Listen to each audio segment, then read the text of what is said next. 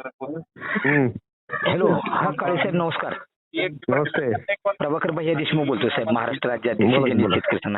बरं, साहेबांना बोला, बोलायसाठी आपलं मोहोळ तहसील कार्यालयासमोर आंदोलन चालू होतं ना शेतकऱ्यांचं, आपल्या जनहित शेतकरी संघटनेच्या वतीनं. कशाचं? ही वाघोली गणाच्या संदर्भात आणि पाटकुल पिनोर ही गण घेतलेली नाहीत ना, काही ठराविक गावं घेतली ती. आता पाऊस तर साहेब सगळीकडे पडलाय हो काळे साहेब.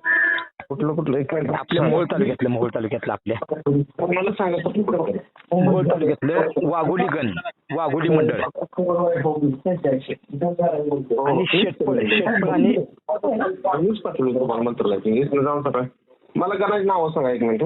गणाजी वाघोली गण, वाघोली गण, पुन्हा पेनूर पाटकुल गण,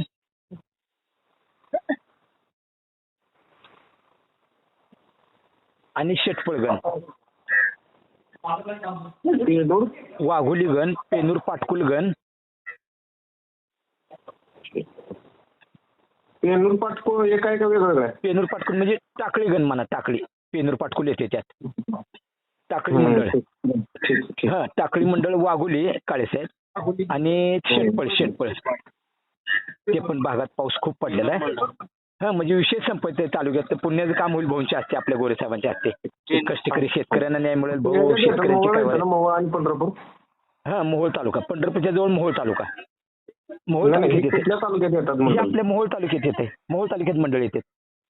आणि मोहोळ तहसील समोरच आंदोलन चालू आहे जनहित शेतकरी संघटनेच्या वतीनं आपल्या. तेवढं घ्या म्हणजे विषय शेतकऱ्यांना न्याय मिळेल, काय अडचण नाही साहेब. काळे साहेब आपले भाऊंचं, पालकमंत्र्यांचं काम चांगलं आहे, आम्हाला अभिमान वाटतोय. तुम्ही पण पीएम म्हणून खूप जबाबदारीने काम करताय. परत रिटर्न फोन केलाय, किती म्हणजे काळजी घेताय जनतेची, कार्यकर्त्याची आमची. त्याचा आम्हाला अभिमान आहे काळे साहेब. तुमच्या कुटुंबाला पुण्य मिळणार आहे इथं.